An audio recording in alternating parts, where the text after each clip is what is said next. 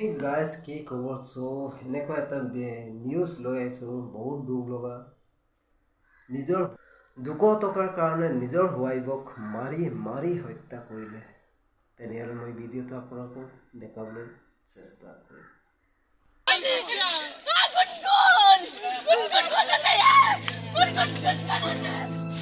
কান্দি কান্দি পিতৃলৈ শেষবাৰলৈ ফোন। দেউতা, মই চাগে আৰু নাথাকিম। সন্তানক পুতলা গাড়ী কিনি দিয়াই কাল হ'ল মহিলাৰ। মাত্ৰ 200 টকাৰ বাবেই স্বামীৰ ভয়ংকৰ কাণ্ড।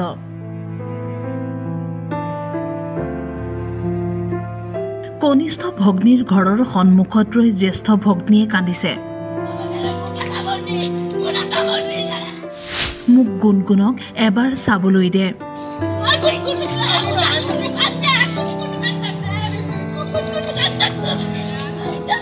সিহঁতে শেষ কৰি দিলে মোৰ একমাত্ৰ ভগ্নীক। 4 দিন পূৰ্বে ৰঙিয়া হেমদুলৰ অংকিতা ডেকাই তেওঁ স্বামী হৰেশ্বৰ ডেকাৰ সৈতে গৈছিল আত্মীয়ৰ ঘৰলৈ। তাৰ পৰা উভতি অহাৰ সময়ত তেওঁলোকৰ সন্তানে বিচৰাৰ বাবেই 200 টকা দি অংকিতাই কিনি দিছিল এখন পুতলা গাড়ী।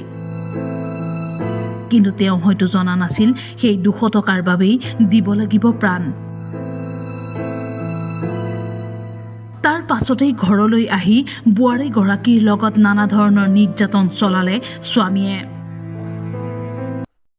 মই চৰকাৰক সেইকাৰণে হেতাই নিবেদন কৰিছোঁ, যেতিয়ালৈকে আইন ব্যৱস্থা গভীৰভাৱে একশ্যন নলয় তেতিয়ালৈকে সেই সমাজত এনেকুৱা দুৰ্ঘটনা ঘটিয়ে থাকিব।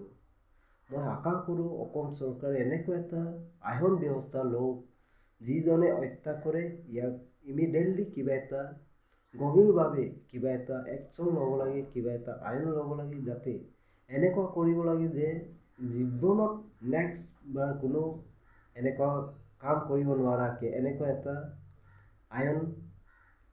আইন ব্যৱস্থা ৰাখিব লাগে, যাতে নেক্সট টাইম কোনো ভয় কৰি এনেকুৱা ধৰণৰ কাম কৰিব নোৱাৰে আৰু মনলৈ নাহে। সেইটোৱে মই আজিৰ ভিডিঅ'টো যিমান পাৰে শ্বেয়াৰ কৰিব পাৰে শ্বেয়াৰ কৰি দিয়ক। অসম চৰকাৰক মই ৰিকুৱেষ্ট কৰিছোঁ, এনেকুৱা বহুত ধৰণৰ ঘটনা ঘটিয়ে থাকে, গতিকে আইন ব্যৱস্থা অলপ গভীৰভাৱে যদি লয় তেতিয়া কোনো এনেকুৱা মনলৈ আহিব নোৱাৰে এনেকুৱা কাম কৰিবলৈ। সেইটোৱে আকৌ লগ পাম নেক্সট ভিডিঅ'ত। Bye bye guys.